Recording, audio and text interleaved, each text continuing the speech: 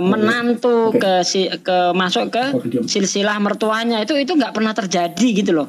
Iya. Nggak ada memang tuh. Memang.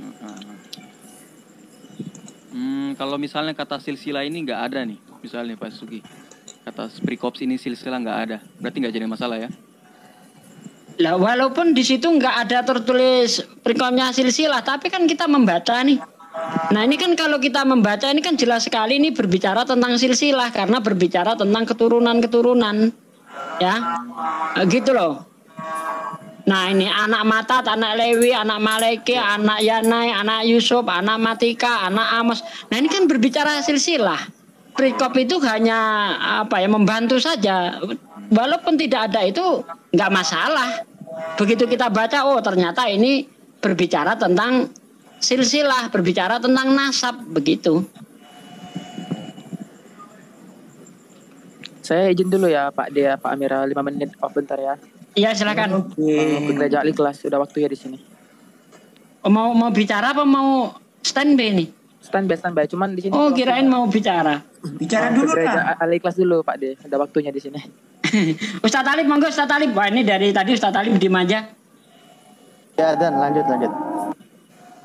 Nah gitulah kira-kira Pak Sugi, kalau misalnya memang kalau ada permasalahan dari gaya penulisan ataupun apa segala macam ya, saya sih nggak terlalu nggak terlalu permasalahkan sih, kami Kristen juga nggak terlalu permasalahkan apa segala macam.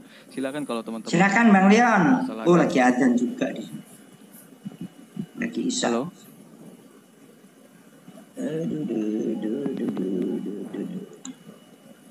Gitulah kira-kira. Halo. Oh Bang Leon. Ya. Halo Pak. Suaranya kok kecil ya Bang Leon.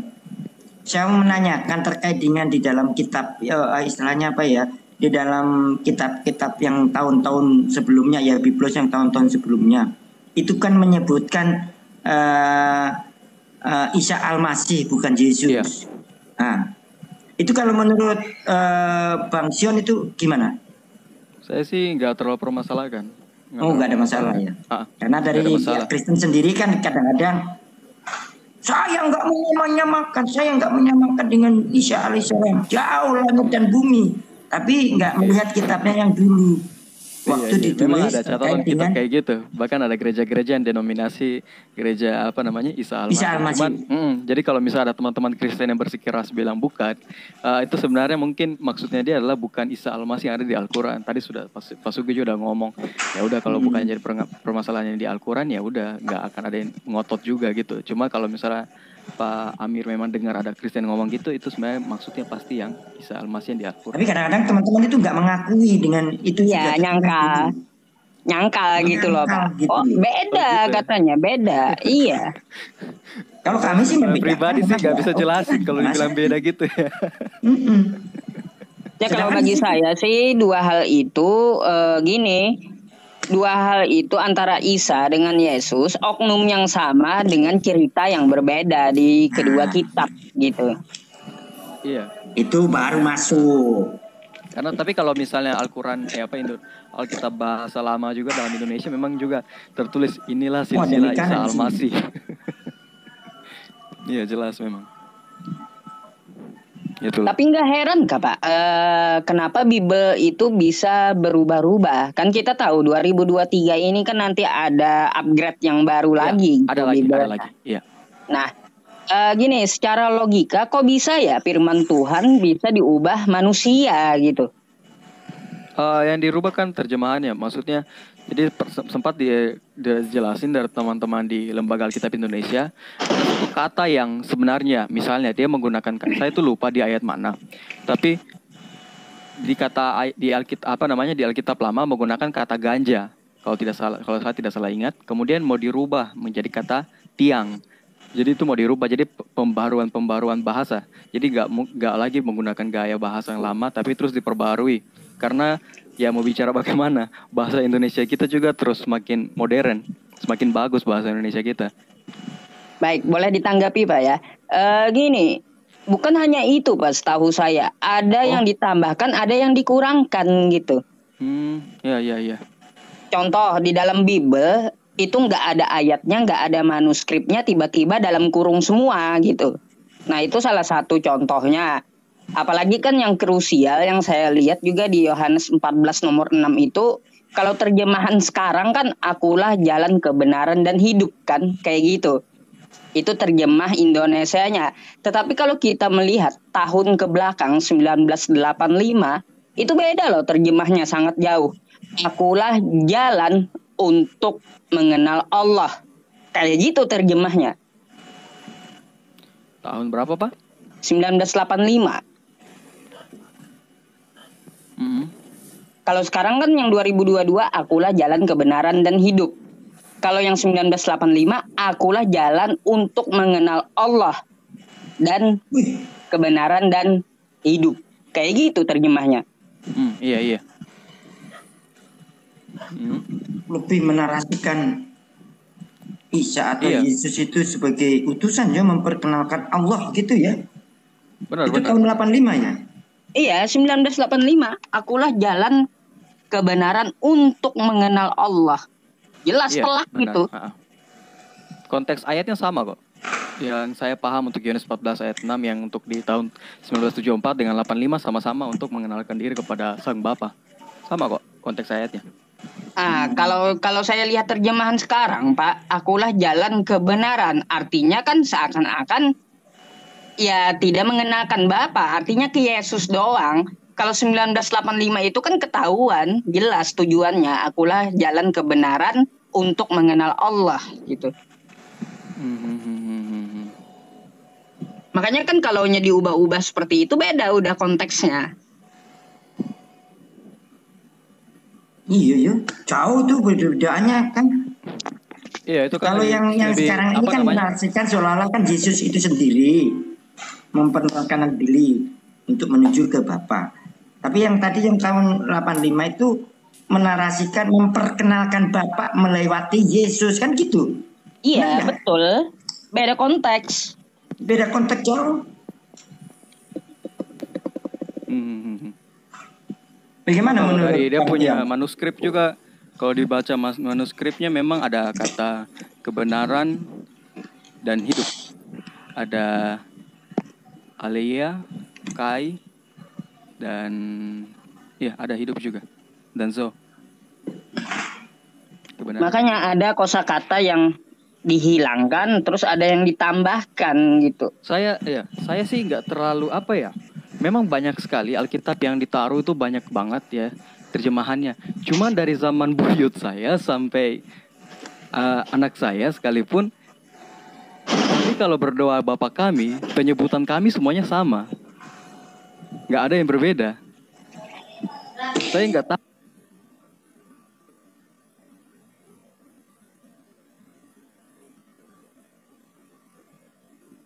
Tapi kalau karena kita kritis, Bang.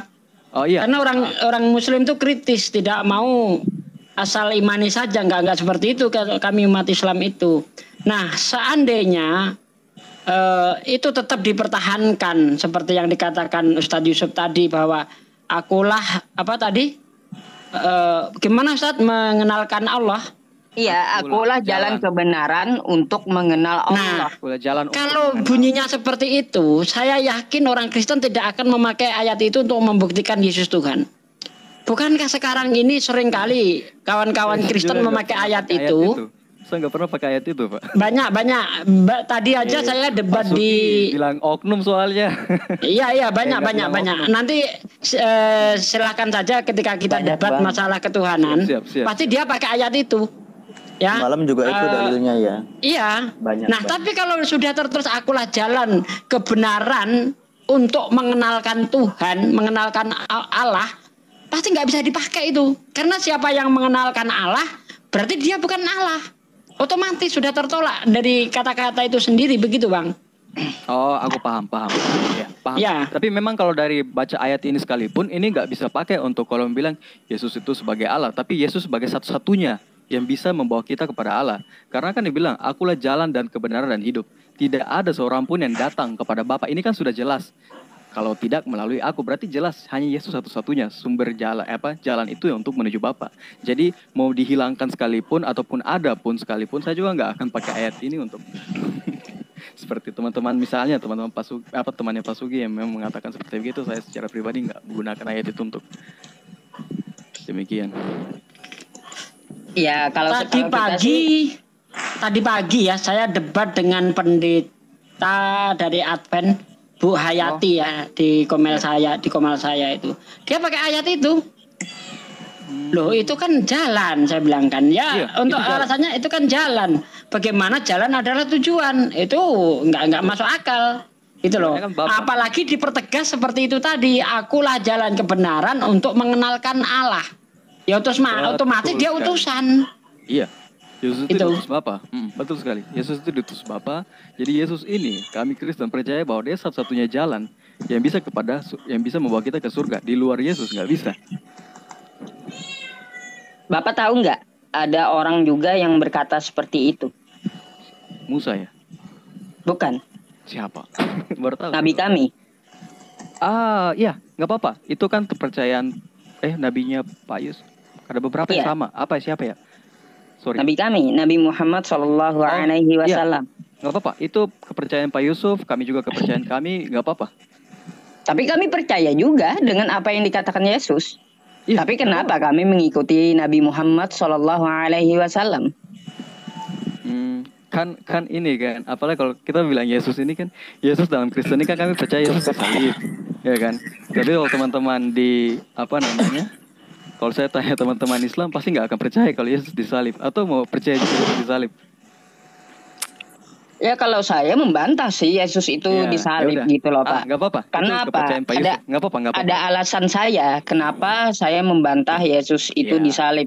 Karena satu gini ya Pak ya, pernah saya baca di Bible, di Markus juga ada, serta di Matius, bahwa Yesus itu mempunyai salah satu mukjizat, dia bisa merubah rupanya. Itu yang pertama. Yang kedua, alasannya kenapa saya tidak percaya Yesus itu disalib. Di Bible Bapak, dari semua 4 penulis tersebut tidak ada yang menghadapi langsung di depan tiang salibnya Yesus gitu. Itu yang membuat saya menolak Yesus itu disalib. Nah gitu loh Pak. Kalau saya gini, ini alasan saya kenapa saya nggak menerima gitu ya. Ketika saya baca Bible ini ceritanya beda-beda, rancu.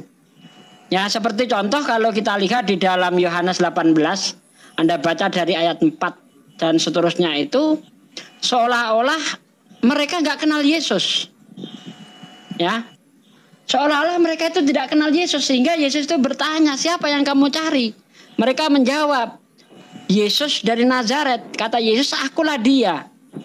Padahal Yudas ada di situ.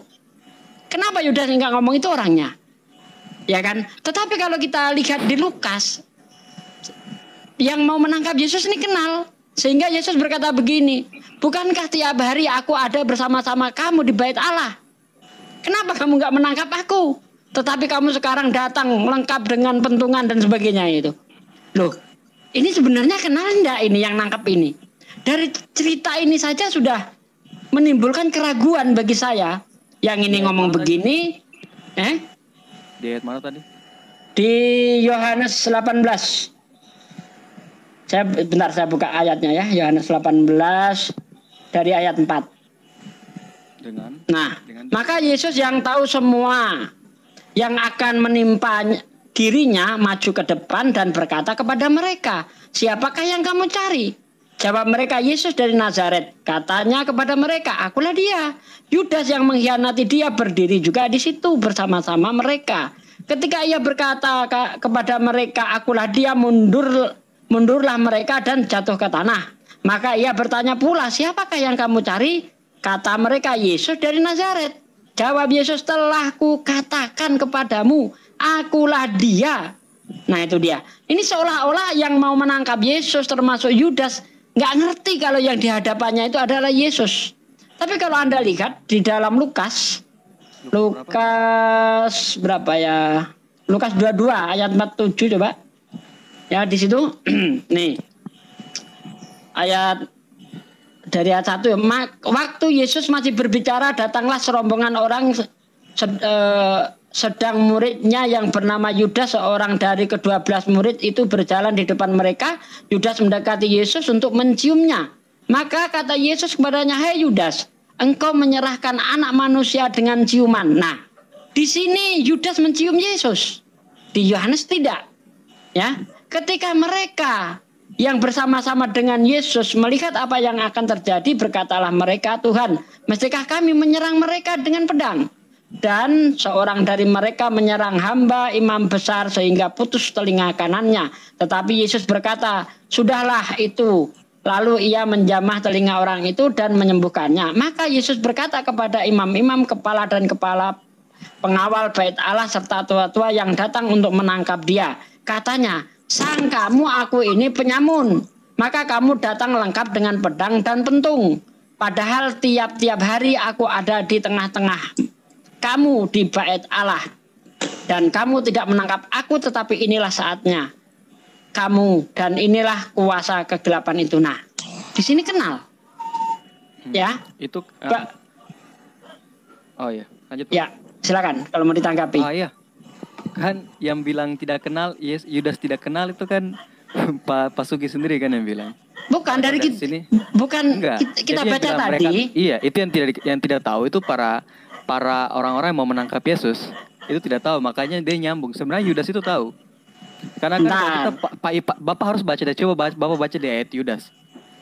Nah, sementara di Lukas, ya, tidak ada percakapan, pertanyaan, siapa yang kamu cari. Karena mereka sudah kenal di sini, di Lukas itu. Sehingga tidak ada pertanyaan Yesus. Siapa yang kamu cari? Enggak seperti itu. Nah, di Lukas ini, mereka ini kenal yang mau menangkap Yesus. Termasuk Yudas kenal. Termasuk yang menangkap Yesus kenal. Tetapi di Yohanes tidak kenal. Sehingga Yesus itu bertanya, "Siapa yang kamu cari?" Kalau di Lukas nggak bertanya begitu Yesus, karena sudah kenal. Gitu loh. Coba dicek itu. Iya, itu cara pandangnya Pak Sugi. Iya, nggak apa-apa. Saya paham cara pandangnya Pak Sugi, saya paham. Tapi di sini dua konteks ayat ini, di sini Yudas sama-sama tahu. Bahkan Yudas lah yang membawa para penangkap para tentara ini ke tempat yang biasa Yesus berkumpul. Ya, menyampaikan yang berbeda memang, Pak. Dari Lukas ini kan kita tahu kan dia mendengar cerita kan dari semua yang selama pengalamannya dia menuliskan. Jadi walaupun berbeda gaya tulisnya ini pun kita tidak bisa bilang bahwa Yohanes ini mencatat lengkap secara detail apa yang terjadi, dan Lukas juga secara detail versinya dia. Jadi masing-masing kita bisa bilang versinya berbeda, enggak. Tapi Yohanes menulis versinya dia dengan detail-detail yang dia tekankan masing-masing. Lukas pun demikian. Tapi nggak apa-apa, Pak. Kalau misalnya Pak Sugi mau bilang itu tidak tahu, jelas sekali Yudas lah yang membawa mereka ke situ. Yudas tahu Yesus itu yang mana. Iya, Yudas memang membawa ke situ, itu betul. Tapi ya di situ di Yohanes, Yudas nggak tahu dia dan tidak mencium Yesus. Ini bukan hanya masalah karakter penulisan sebenarnya, tapi terjadi kontradiksi, gitu loh. Iya, terjadi kontradiksi. Kalau di Lukas ini Yesus justru mengingatkan mereka bahwa tiap hari ngumpul gitu kan, tapi kamu nggak menangkap aku.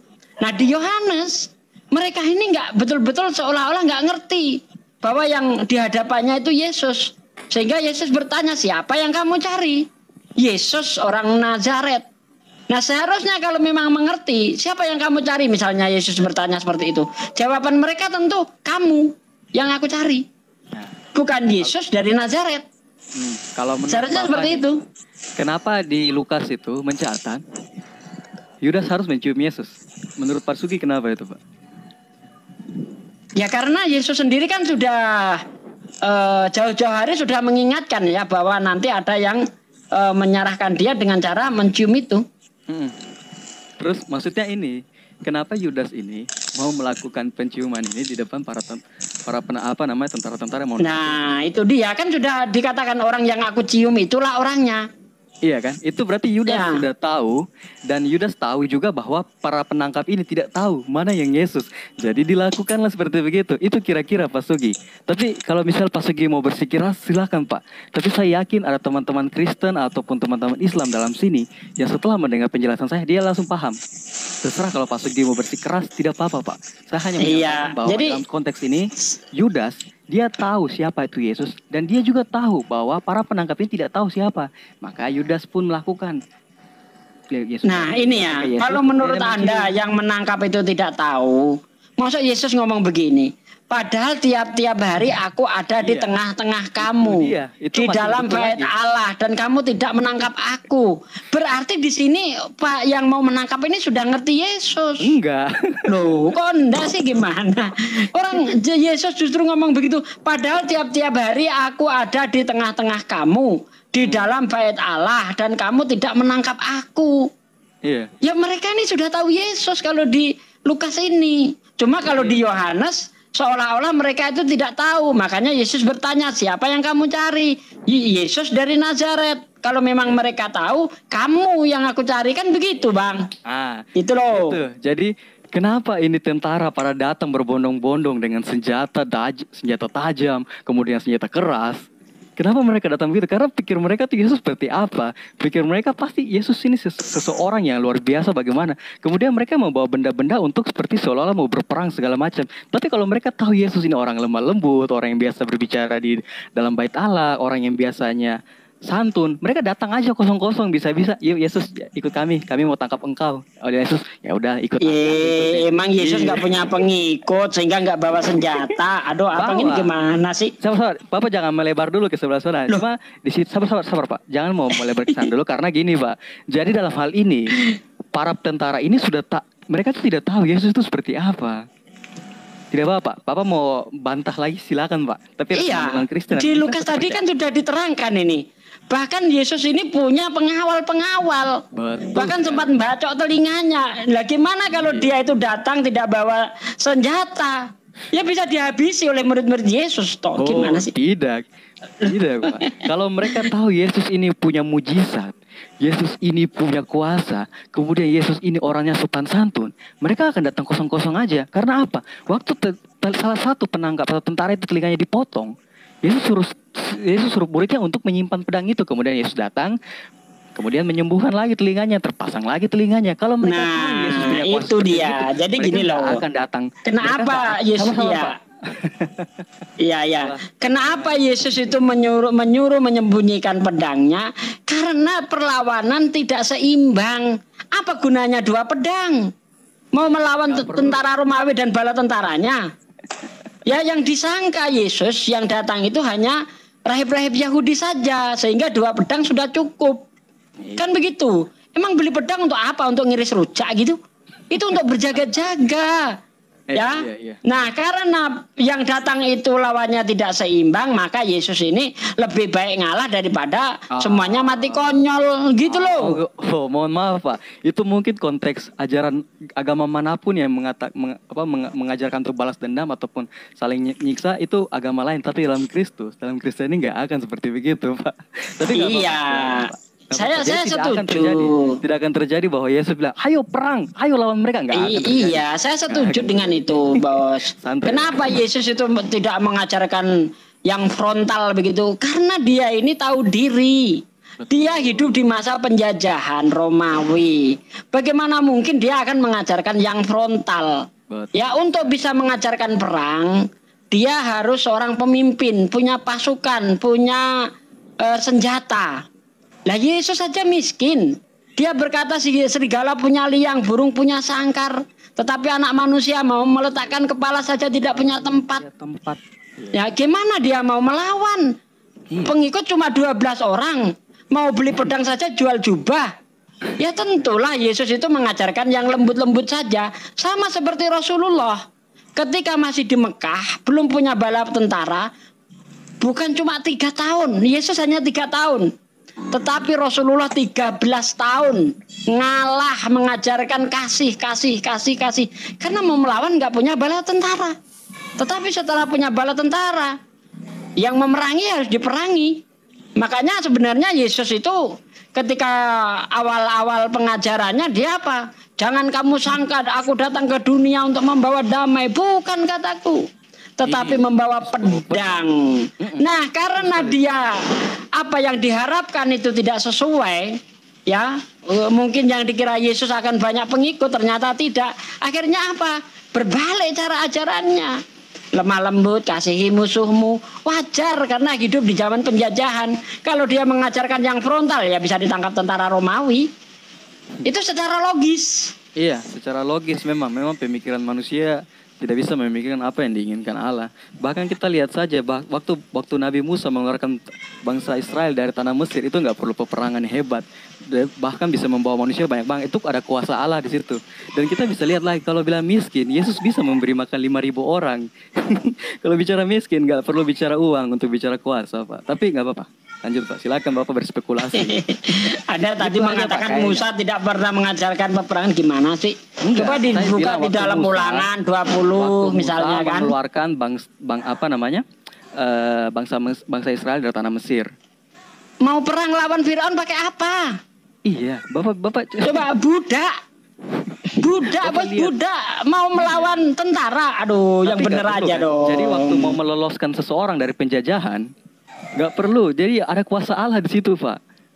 Saya setuju. Ya, saya setuju. Tetapi ya perlu diingat, tidak mungkin Musa itu mengajarkan peperangan ketika meloloskan diri dari Mesir. Kenapa budak? Ya budak, Pak. Mau lawan pakai apa? Sama penjajahan kan, Pak?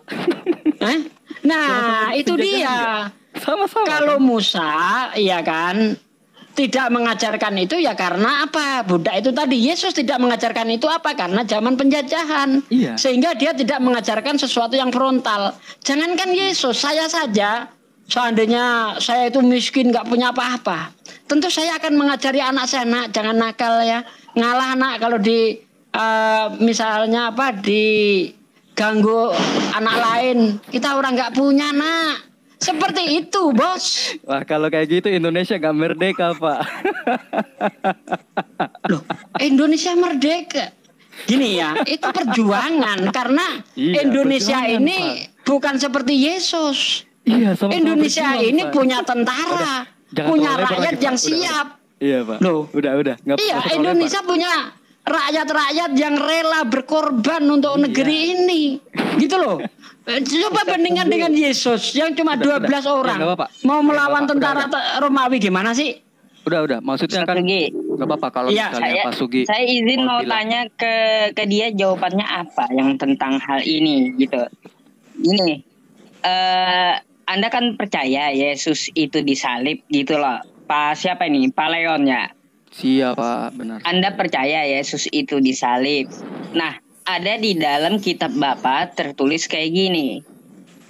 Waktu dia di tiang salib, dia berteriak, Allahku, Allahku, mengapa engkau meninggalkan aku? Kan kayak gitu. Oh, sabar. Sabar. Ya? Iya. Sorry. Eli lama sabachthani, kan kayak gitu bahasanya. Ya. Nah, kenapa sewaktu di tiang salib dia memanggil Allahku gitu? Padahal semasa hidupnya dia memanggil dengan Bapakku. Kira-kira apa alasannya? Coba dijelaskan. Jadi pada masa Yesus disalib itu, orang-orang yang di dekat dia ini orang-orang yang apa ya? Tidak, kita mau bilang orang berpendidikan juga istilahnya tidak. Kita mau bilang bagaimana juga. Jadi itu kalimat yang Yesus pakai yang sama dengan apa yang dipakai oleh Raja Daud. Nah, Yesus menggunakan kalimat ini untuk mengajarkan kepada orang-orang yang ada di sekitar dia bahwa Yesus ini juga nih sumbernya, dia nih dari Daud. Dia mau kasih tahu ke orang-orang yang sekitar dia, gitu Pak. Karena kalimat dari Daud juga sama kalimat ini. Jadi Yesus hanya mengutip untuk memberikan pengajaran kepada orang-orang di sekitar dia. Itu aja sih Pak, simple. Oh, jadi alasannya cuma dari Daud. Iya, alasannya untuk Yesus mau mengutip. Sekalian memperkenalkan bahwa saya ini keturunan Daud. Buktinya saya ini tahu apa yang dikatakan oleh Daud. Apa yakin gitu Pak? Itu adalah Yesus itu sendiri. Gak apa-apa, silahkan sih Pak. Kalau Bapak mau berspekulasi, Bapak boleh menyampaikan. Saya sih udah menyampaikan. Ada teman-teman Islam dan Kristen sudah mendapat ilmu di sini. Saya senang aja sih. Gak apa-apa, kalau Bapak mau spekulasi silahkan aja Pak. Repot lawan Bang Dion ini repot, orangnya sopan nggak bisa neket kita.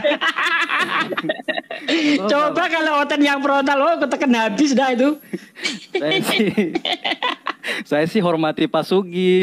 Iya, saya tahu Bang Leon, saya tahu udah sering diskusi kita. Makanya kita diskusinya ya adem-adem aja, enak gitu loh. Nggak hujat-hujatan gitu. Lucu aja sih Ustadz Sugi, karena nggak masuk di pikiran saya selama saya di dunia kayak gini ya Ustadz Sugi ya. Saya memanggil Ustadz Sugi dengan panggilan Ustadz Sugi.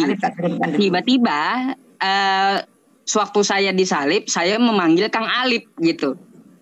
Kok bisa ya gitu? Salah nama kayak gitu. Bisa aja kalau misalnya Pak Yusuf bisa langsung sebenarnya mungkin mau perkenalkan kalau Pak Sugi ini teman dekatnya ataupun bapak sedarah, akhirnya bukan bilang Ustadz Sugi. Begini ya, Bapak. Bang Leon, karena ini sudah ada jadwal di sini antara Akhi Juma, Ustadz Wafi, terus siapa? Siapa Amir, Adirion sama Justin ya. Ya, oke. Saya mau turun juga ini. Iya, saya turun, nggak ada tempat nanti biar mereka yang diskusi. Kita nonton aja Pak. Iya, kita nonton aja ya. Malam, terima kasih Pak. Oke, sama-sama Bang Leon. Saya juga pamit karena sudah ada jadwal. Oke, pamit. Assalamualaikum Amir. Terima kasih Amir. Waalaikumsalam warahmatullahi wabarakatuh. Waalaikumsalam.